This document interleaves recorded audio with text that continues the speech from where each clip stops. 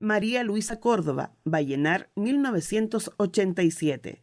Periodista y escritora. Ha publicado Mamerta, Bitácora de Campo de una madre desnaturalizada, 2017. El 2019 sale su segundo libro titulado Déjame morir. En estos momentos se encuentra preparando su tercer libro.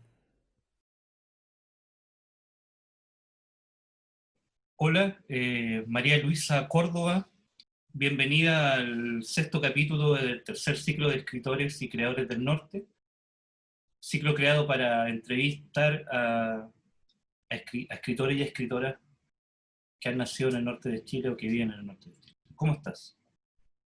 Hola, muchas gracias, bien, muy contenta por la invitación, se agradecen estos espacios de conversación para poner en valor el oficio literario de, sobre todo las personas que estamos un poco más alejadas del centro de todo, donde está sucediendo todo, que es la capital. Se valora que se tomen en cuenta a las personas que estamos creando desde región, sobre todo desde el norte. Cuéntanos, María Luisa, ¿cuándo nace en ti la idea de la escritura? ¿Cuándo piensas que vas a ser escritora, digamos?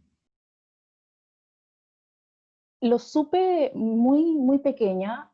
Tuve no sé si suerte o maldición, de tener una mamá que no me dejaba, o sea, no es que no me dejaba, no teníamos TV cable, por ejemplo, no teníamos internet, y viví una niñez un poco fuera de lo común, en el sentido de que no tengo recuerdos de dibujos animados que veían mis amigos, amigas de la época, porque en mi casa no veíamos televisión.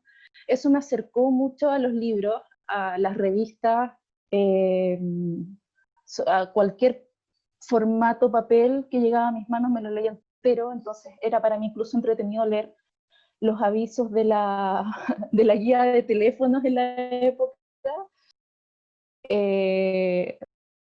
porque era tanto mi aburrimiento que en realidad, claro, me di cuenta de que me empecé a aburrir de este contenido que tenía solo en la casa, y empecé a crear mi propio contenido muy pequeño, o sea, escribir cuentos que son absolutamente ridículos. Tengo cuentos de unos conejos que escribí a los 5 años, que todavía los tengo guardados, y creo que eso es como la génesis del origen de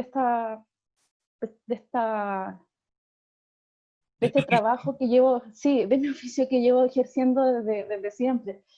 Yo siento que un poco escribir me ayudó, obviamente, a escapar de este aburrimiento inminente que era estar un día completo, una semana entera, leyendo las mismas revistas o los mismos libros. Entonces, claro, escribir fue un poco ese escape para poder orientarme más o menos hacia dónde quería ir. Y siempre supe que quería dedicarme a escribir, pero no tenía muy claro que se podía un poco, no sé si tanto en estos momentos en este país, bueno, vivir de eso, construirse como una profesión finalmente. Lo entendí muy grande. Yo pasé por 2 carreras universitarias previo a entrar a periodismo, que creo que fue la carrera que me encauzó un poco hacia poder perfeccionar un poco este oficio. Y estuve en carreras súper extrañas, que no se vinculan para nada con las letras. Así que fue un camino largo de entender hacia dónde iba, cómo constituirme, cómo inspirarme, cómo empezar a entender estos procesos creativos. Y bueno, en permanente construcción en realidad, seguimos aprendiendo. Y en este proceso creativo tienes un libro que se llama Mamerta, Bitácora de campo de una madre desnaturalizada, que tengo entendido que lleva 4 ediciones, ¿no? Sí, vamos a la 4ª edición en estos momentos. Y Sí. que tú misma lo definiste en una entrevista que no es un libro, sino que lo definiste como un cuaderno de anotaciones autoetnográficas, ¿no? Además, Sí. sabemos que este libro parte de lo que escribías tú, escribías párrafos en Facebook, en tu muro. Uh-huh. Cuéntanos cómo es este método de contar tu propia experiencia, tu propia vida privada, digamos, y que cómo después tú, si quieres contar tu vida privada, cómo marcas tú lo que se puede contar y lo que no. Uh-huh. Sí, sucedió algo muy especial con Mamerta, porque la verdad es que yo nunca pensé que iba a ser un libro. Nunca me senté a escribir y dije, ya, esto va a terminar siendo finalmente, no sé. No lo pensé jamás. Yo cuando quedo embarazada escribo mi diario de vida en un Word, en el computador, y empiezo a relatar todo lo que sentía, y a medida que iba escribiendo, los párrafos que me parecían un poco más atractivos, un poco menos densos, los iba compartiendo en Facebook, efectivamente. Entonces tuvieron muy buena recepción, me decían por lo público para compartirlo, de repente lo vi en otros portales, era como muy entretenida esa dinámica. Y fue ahí cuando tuve la suerte de que mi profesora de literatura de la universidad se acerca y me dice, mira, sabes que me parece entretenido lo que estás haciendo, ¿es algún tipo de proyecto? Y la verdad es que no era un proyecto, era solamente expresión pura y el uso de las redes sociales, porque en realidad me sentía muy sola y siento que creía que al compartirlo iba a poder encontrar compañía a través de eso. Y así fue como surgió Mamerta, es fortuito, fue algo inesperado, no era lo que yo pensaba que iba a ser mi primer libro, yo venía trabajando de antes en mi primer libro, que terminó siendo el segundo finalmente, que se llama Déjame morir. Pero la génesis de Mamerta me parece bien curioso que, bueno, la recepción fue súper buena. En parte creo el éxito que tuvo, que tiene que ver precisamente con eso, con la honestidad, con el carácter privado, que me dices, íntimo, el exponer un poco lo que para mí era personal, lo estaba publicando. Y al publicarlo también, bueno, como recibí aplausos, recibí también muchas críticas. Es muy difícil ver cómo separar la línea en donde uno puede cuidar los aspectos que son más íntimos.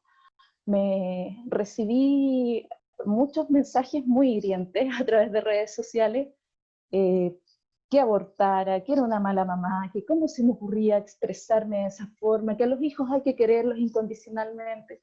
Yo estaba en ese tiempo, en el 2016, cuando estaba como afinando los detalles del libro, estaba recién descubriendo un poco lo que es el feminismo, porque en esta construcción que tenemos patriarcal me habían enseñado que, claro, las cosas tenían que ser de la forma en que mi abuela las hizo. Entonces fue como un redescubrimiento, un despertar, por así decirlo. Este libro me di cuenta de muchas cosas y al revelarlo, para mí, también lo revelé para el resto. Y no cayó muy bien en gracia, pero siempre he pensado que si te atacan 2 personas, te apoyan 10. Bajo esa premisa traté de defenderlo de cierta forma, porque es un relato que, como te digo, honesto, y al mismo tiempo es crudo, y un poco escapa de esta normalidad de las buenas madres que se impuso de alguna forma.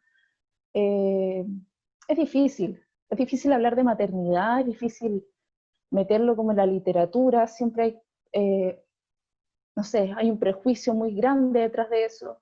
Yo quise desprenderme un poco de eso. creo que Mamerta es el libro que me hubiera gustado a mí leer cuando estaba embarazada, y mi hijo tenía 2 años cuando lo publiqué. Entonces como que traté de construir este relato para finalmente, mi base era como sentirme acompañada y que las mujeres en el futuro, cuando tuvieran este libro en las manos, no se sintieran tan solas como me sentí yo.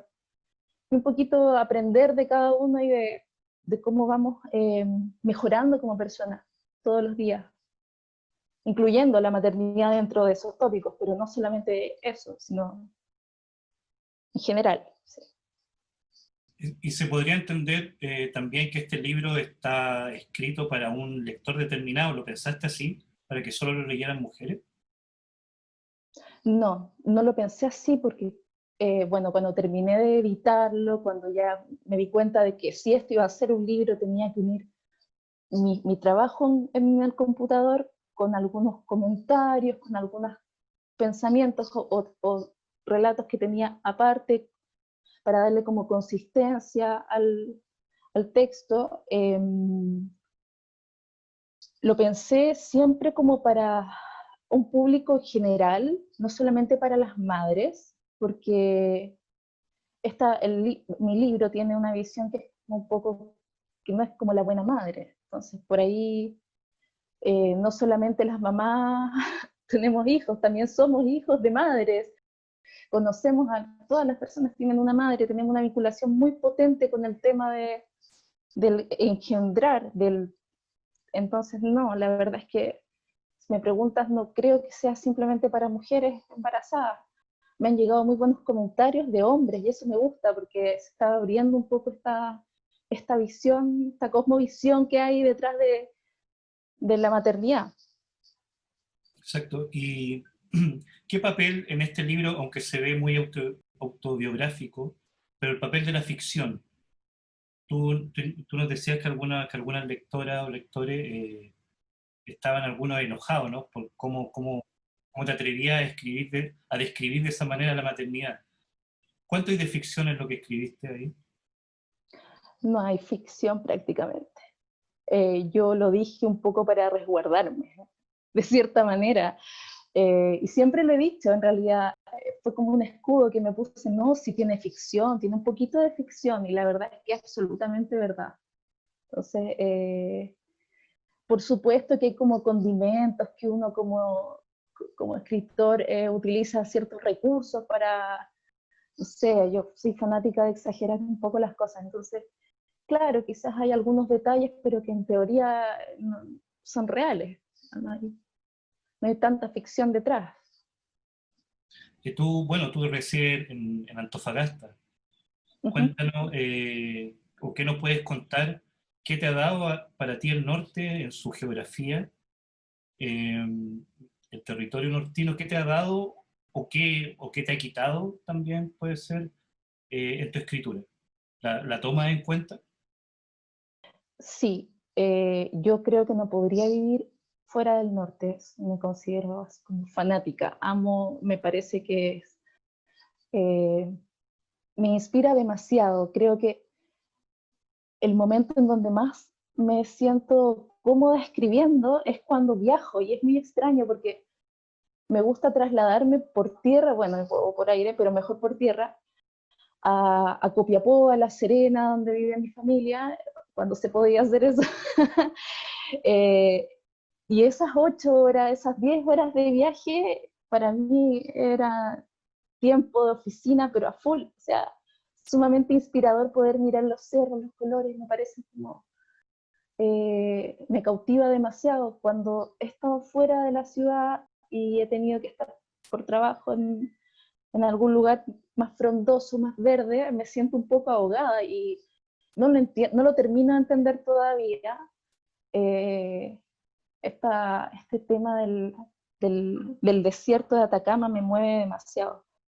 Lo encuentro muy conmovedor, me llena, me emociona, me traslada como a emociones de cuando era niña, imágenes, sonidos. Es muy completa la sensación que me genera el norte. Sí. Bueno, y sobre todo Antofagasta, la geografía que tenemos acá es rarísima porque es como un pequeño Chile. Es una cuestión ridículamente larga.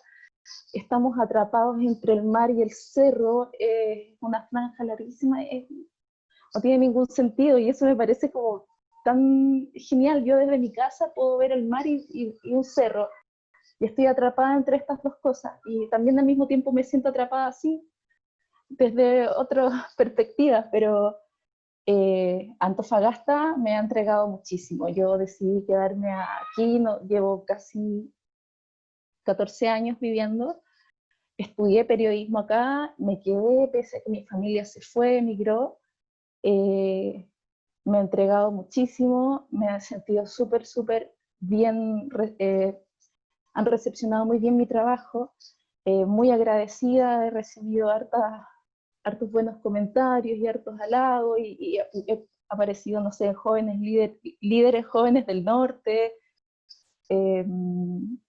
me han solicitado escribir para revistas importantes, diarios importantes, entonces para mí es como fantástico porque entiendo y sé lo difícil que es el mercado, el oficio literario fuera de esta gran urbe que es Santiago. Entonces desde el norte, claro, me siento súper contenta de poder trabajar y tener como una vitrina, por decirlo así, para poder publicar o para poder expresar un poco mi trabajo. Bueno, y nosotros que somos de acá del norte, también tenemos todo lo que tiene que ver con el tema migrante, ¿no? Antofagasta, Iquique, Arica. Eh, también roza tu trabajo, el tema migrante, ¿lo tomas en cuenta? La verdad es que no lo he trabajado como tal, o sea, por libro publicado, pero sí bueno, en lo cotidiano, textos que escribo a diario que no tienen quizá, no Te lo están pregunto, dentro de algún proyecto. te lo pregunto, perdón, en el sentido, por ejemplo, no sé, del habla, que se van instalando ciertas palabras que antes no usábamos. Entonces, no sé Ah, si claro. también te aporta ese factor, digamos. Sí, la multiculturalidad en el lenguaje me parece fantástico, pues es muy entretenido todos los días, no sé, ir a comprar fruta al mercado y escuchar una palabra nueva, o ver frutas que yo nunca había visto, y pregunto qué es esto, no es una papa de tal parte, y todos los días se aprende y es muy entretenido porque lo estoy viendo recién a mis 33 años, pero es algo que mi hijo de 5 lo va a tener adquirido desde ya. Entonces estamos en una vorágine multicultural efervescente. Es una cosa fantástica. Aquí, bueno, en Antofagasta y allá en Iquique también me imagino que sucede igual. Entonces, es fascinante, me encanta. Además que siempre, bueno, me gusta a mí, me gustan en general, yo sé que es un prejuicio, pero creo que el trabajo migrante es súper valorable y no se destaca mucho, y me gusta conversar con las personas que son fuera, que no viven, no son chilenos. Creo que hay mucha riqueza detrás de esas historias y las rescato, claro, las tengo ahí en mente. Sí. ¿No?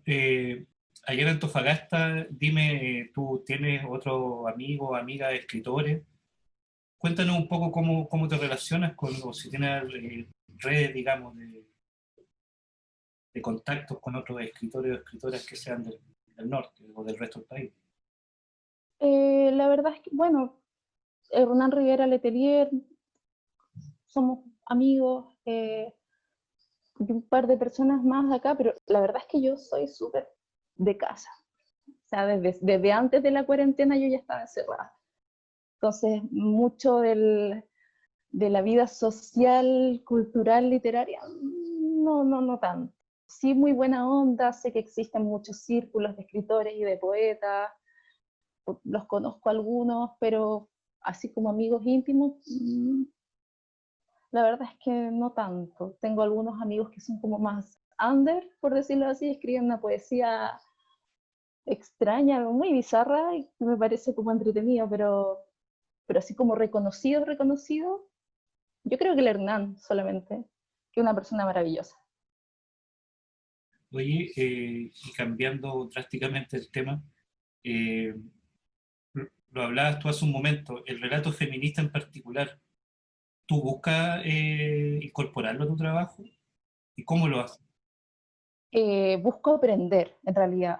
Me ha costado mucho. Crecí en una familia muy machista, en donde el plato de comida más grande era para el papá, o sea, o cualquier figura masculina, siempre había una preferencia. Y estoy tratando de romper un poco eso y me cuesta, porque mi hijo es hombre y es hijo único y va a ser el único, entonces lo malcrio y todos los días estoy luchando con esta naturaleza que es como de querer ceder ante todo y darme cuenta después, chuta, estoy criando un tirano. Entonces, eh, todos los días en lo cotidiano voy un poco aprendiendo sobre feminismo y tratando de incorporarlo en mi trabajo. Ahora me encuentro escribiendo mi tercer libro, que se llama A mi mamá le gusta tomar vino, y es un poco es la historia de mi bisabuela, de mi abuela y de mi madre y el mío, un poco descubrir este árbol genealógico de mi linaje materno,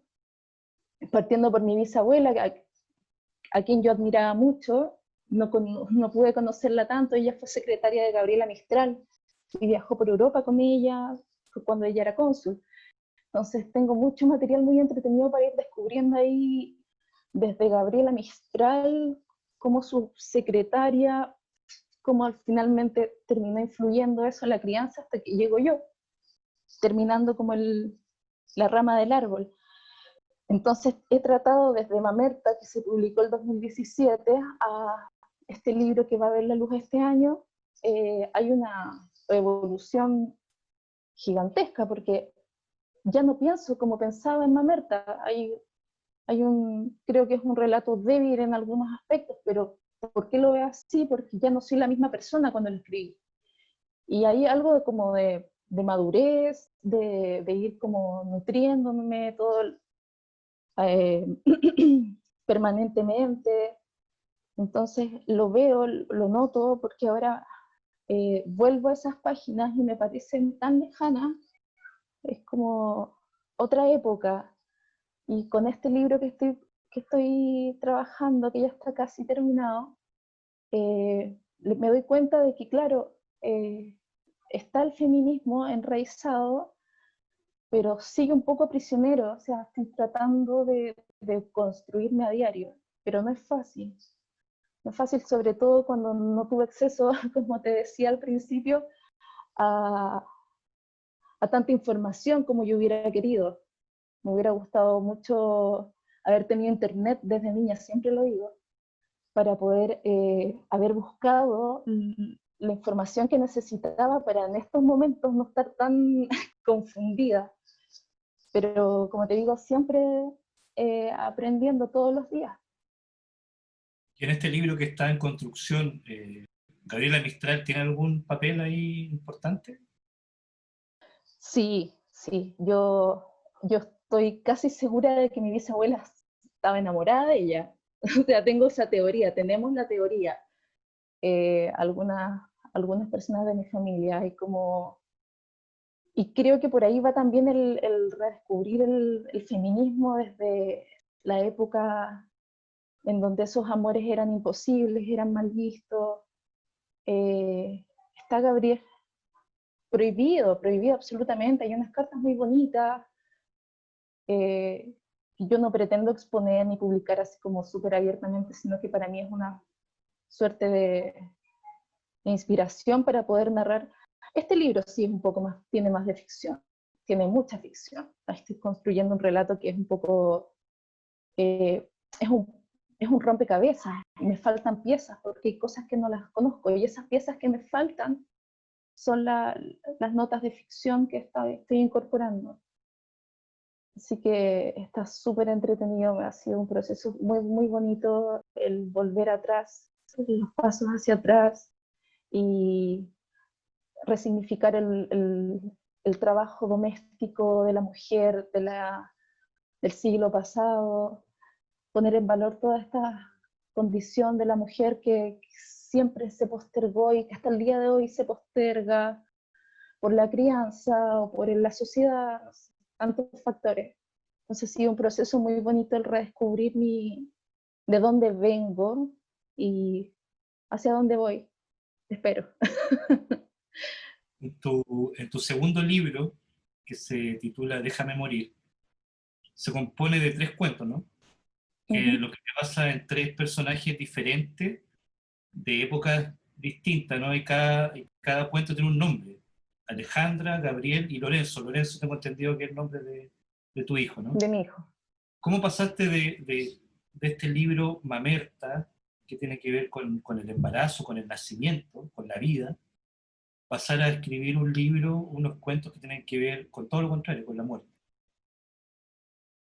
Sí, bueno, Mamerta, como te decía al principio, no pensé que iba a ser un libro. Para mí mi primer libro, que en teoría es el segundo, es Déjame morir. Siempre me ha motivado mucho el tema de la muerte. Creo que en el desierto, el vacío del desierto tiene mucho que ver con la muerte. El silencio, todas esas figuras que se pueden rescatar como desde la geografía del norte, la desolación absolutamente. Siempre, desde siempre, yo creo que como la muerte ha sido como el gran tema de mi oficio. Y este fue mi primer libro que escribí en realidad, pero el segundo que se publicó, porque trabajamos en este libro como 3 años. Entonces, claro, no sé si pasé de hablar desde algo muy luminoso como la maternidad a la muerte, tampoco sé si hay tanta diferencia. Creo que en los dos relatos hay algo en común entre ellos, como el término de, a mí, por ejemplo, Déjame morir, que es un título muy fuerte, que la verdad es que yo no lo titulé así, la editorial me lo ofreció y yo, bueno, tenía ganas de ponerle otro título, pero insistieron y me convencieron y dije, ya, bueno, ya, si ustedes dicen, vamos. Y no tiene tanto que ver con la muerte física. Entonces tiene que ver un poco con este cambiar todos los días, el mutar, el transformarse. En realidad, lo que hacemos todas las personas todos los días es una cosa de dejar ir una parte de la persona para poder ser otra diferente al día siguiente. Entonces, claro, me parece súper inspirador el tema de la muerte, el no entender el infinito, el universo, todo lo que me parezca así como incomprensible, que yo no voy a poder encontrar respuestas, ni aún teniendo acceso a internet, me parece atractivo, súper entretenido.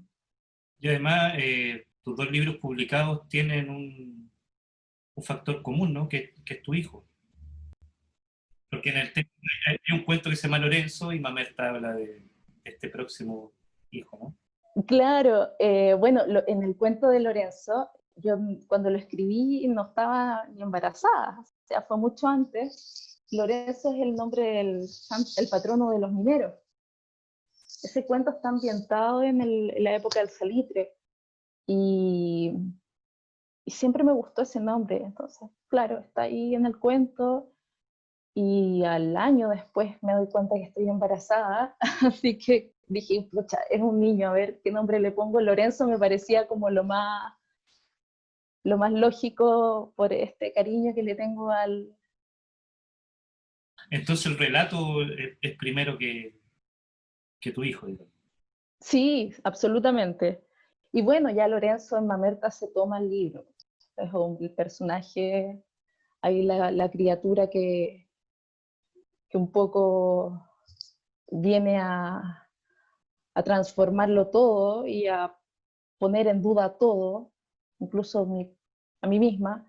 Entonces, sí, él se siente muy protagonista de ambos libros. Piensa, cada vez que hacemos presentaciones en otras ciudades, piensa que lo están haciendo una fiesta.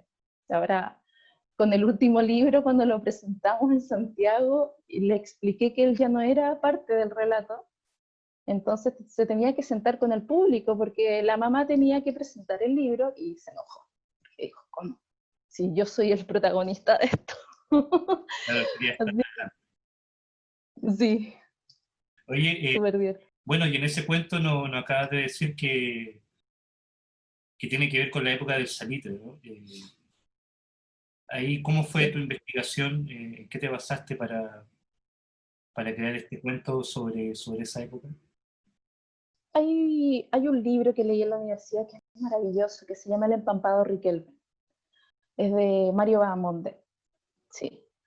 Eh, mm, Me costó mucho conseguir un ejemplar físico de ese libro. Yo lo saqué de la biblioteca de la universidad y lo fotocopié. Y no quería devolver el físico porque era tan precioso. Lo devolví. Y, y me lo leí, no sé, 10, 20 veces encontraba que todas las figuras que estaban ahí eran maravillosas. Y creo que parte ese relato tiene mucho que ver con eso. Y bueno, mucho también de lo que tuve que aprender para poder construir esta historia, también lo saqué de Hernán. Con muchas conversaciones de Hernán, que tiene vasta experiencia con el mundo bueno, general, con la literatura en general, todas esas anécdotas, esos datitos de cómo preparaban la taza de café o la taza de agua con azúcar en esas cosas de lata y los nombres específicos. Entonces me reuní muchas veces con él para yo un poco robarle su, todas sus, no sus ideas, todo el material que él tiene ya incorporado, porque en realidad yo también me puse a buscar en internet documentos de la época para poder entender cómo funcionaba el tema de las oficinas salitreras. Entonces fue como harto recopilar desde bibliografía hasta eh, personas que me ayudaron a encontrar como ese material que necesitaba. ¿Y cuáles son, además de este caso específico, ¿no? De estas lecturas, qué, qué lecturas tiene, o sea, o qué autores o autoras están ahí de cabecera? Mi escritora favorita es María Luisa Bombal.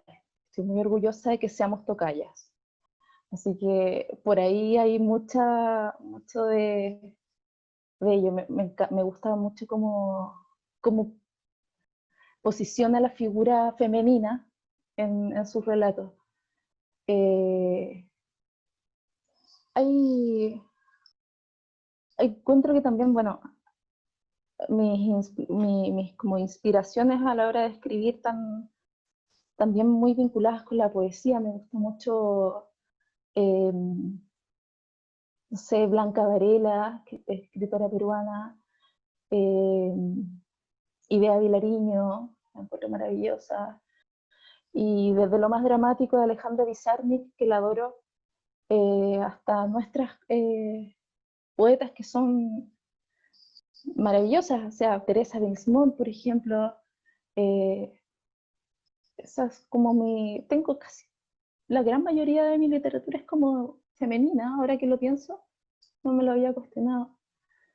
Así que leo muy poco de hombres, pero no es por un tema de género, es que me parece que las mujeres somos un poco más sensibles, quizás no he dado con un autor que me guste mucho, además de Pedro Lemebel, que me encanta. Pero sí, María Luisa Bambal es como mi referente, me encanta cómo escribe. Me da mucha pena que no exista más material de ella. Ahora lo último que estoy leyendo es Lucía Berlín, que es una escritora que murió súper pobre y en este momento está siendo reconocida como una de las figuras más relevantes de la literatura contemporánea, por así decirlo, redescubierta una vez muerta, como suele pasar. Entonces, es muy interesante poder echar mano como a esos relatos que son visiones de otros, a través de los ojos de otros, e inspirarme con estos textos. Sí. Bueno, recién nos hablabas también sobre la poesía.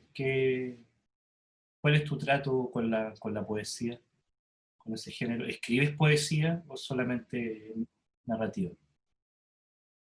Me siento mucho más cómoda con la poesía, pero también siento que es un poco sacarse la ropa y quedarse un poco desnudo delante de la gente. Siento que eh, lo encuentro muy íntimo, muy personal.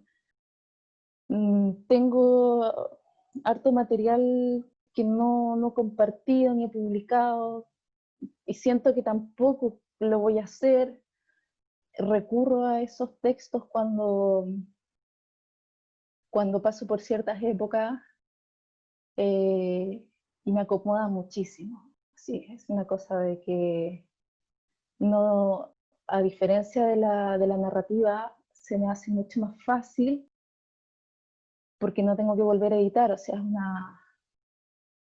el proceso del libro es un poco más hostil, un poco más hostil.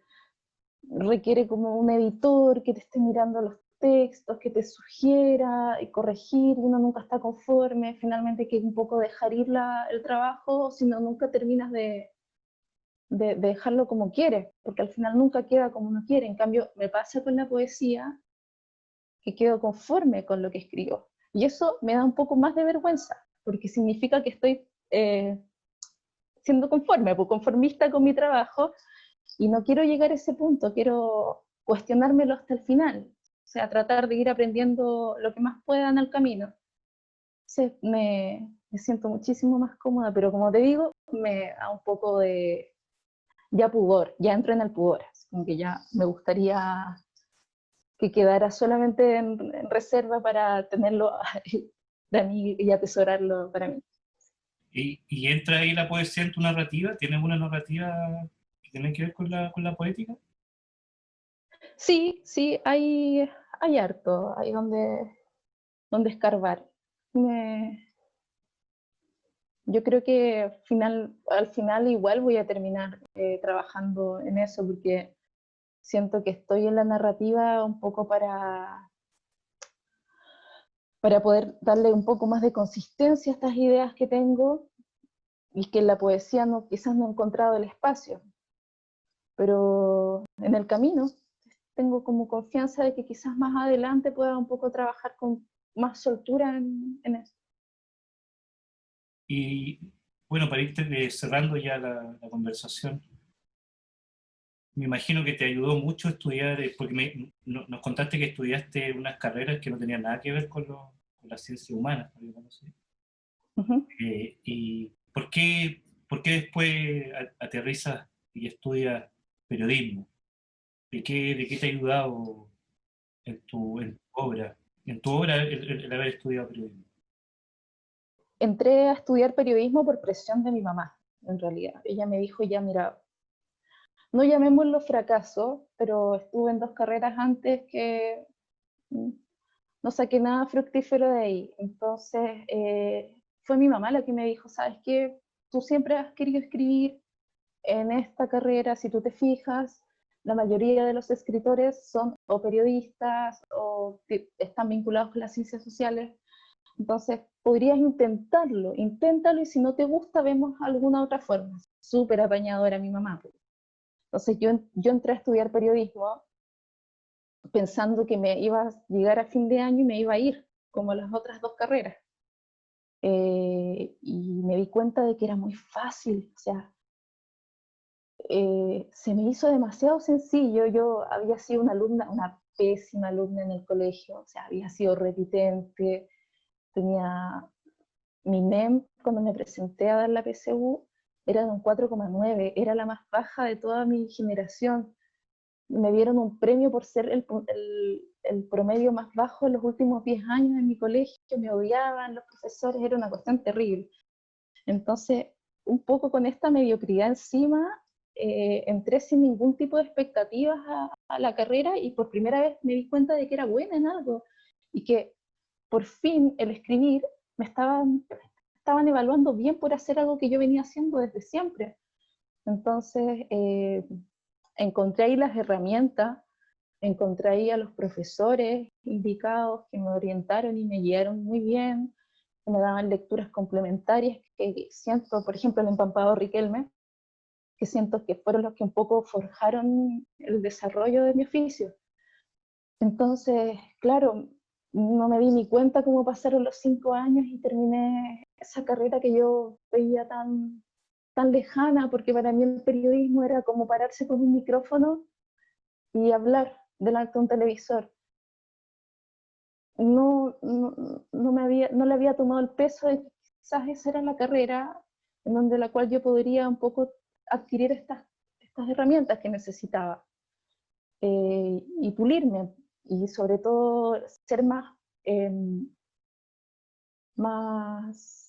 rigurosa, poder leer un poco más, abrirme un poco más.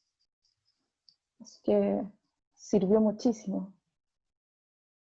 María Luisa, tu madre, por lo que lo he ido contando, ha sido, parece que, forjadora de varias cosas en tu vida.